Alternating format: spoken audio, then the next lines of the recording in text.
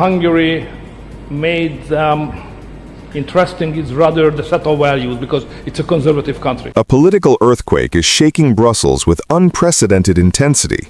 Viktor Orban, Hungary's prime minister, has delivered a precise statement that threatens to unravel Ursula von der Leyen's entire power structure, not through votes or judicial decisions, but through sovereign declarations that expose the European Commission's crumbling authority.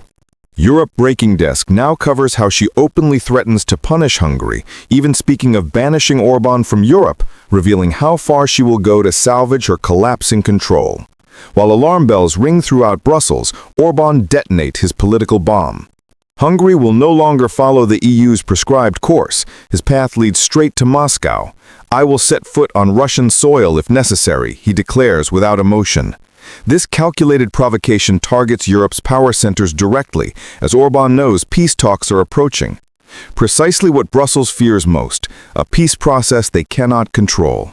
Behind the scenes, von der Leyen's panic transforms into rage. She immediately calls Friedrich Merz, demanding, punish him, cut his funding, isolate Hungary.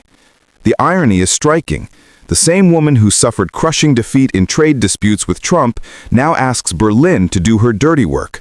If Merz obeys, he becomes a tool for a Commission president who can no longer mask her failures. While Brussels prepares sanctions and inflates weapons programs, Orban appears on television with words that strike at Europe's nerve center. End the war. Take back your sovereignty. Take back Europe. He exposes Brussels for what it has become: childish, powerless, self-isolated. His message is unmistakable. Either Europe negotiates as equals, or it will be bypassed when Trump negotiates with Putin. Anyway, Orban publicly reminds everyone of von der Leyen's defeats, her blocking of peace initiatives, Europe's slide into irrelevance.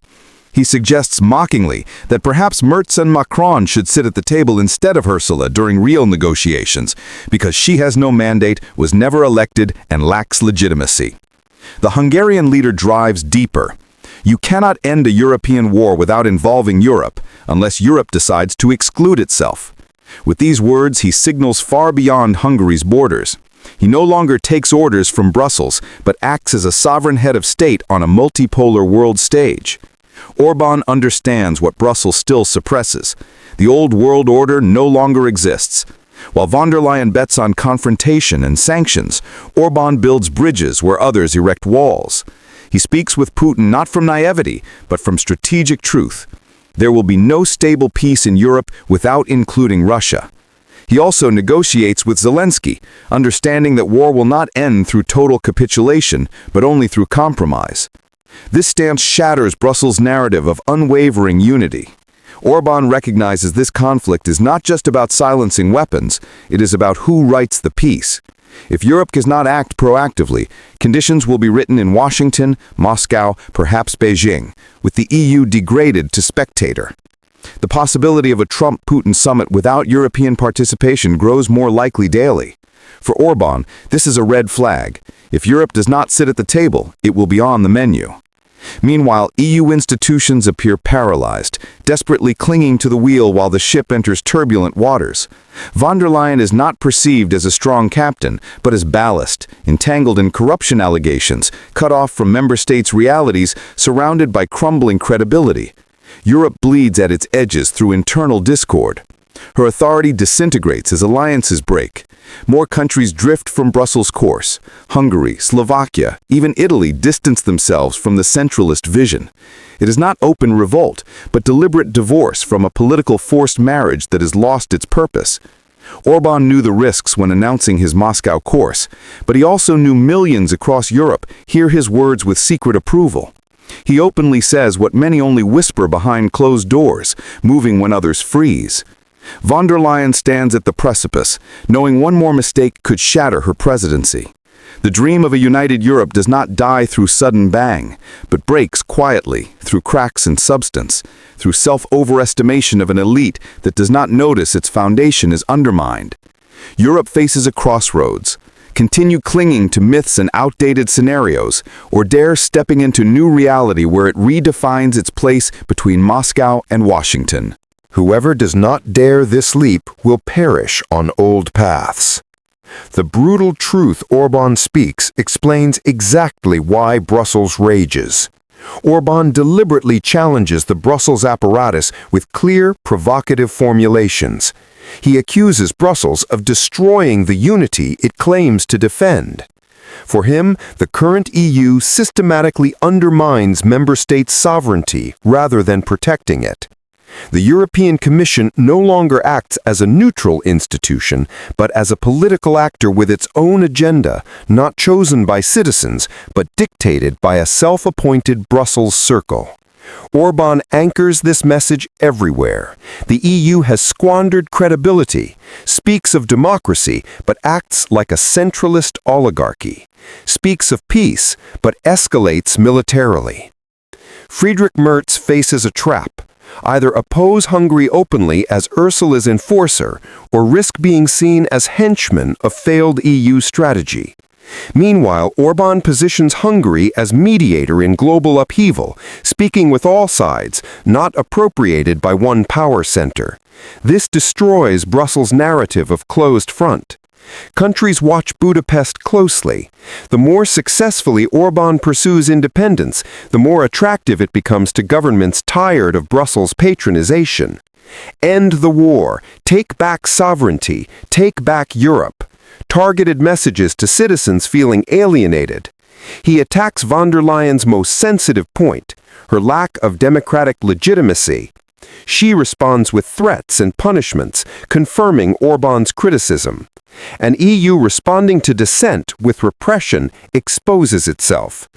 Brussels faces a dilemma: ignore Orban and lose authority, or attack him and risk making him a resistance symbol. Meanwhile, Orban hints at possible Trump-Putin meetings, knowing political winds could shift. If Trump returns, he will not adhere to Brussels' war rhetoric. There will be a deal. If Europe is not there, it pays the price without influence.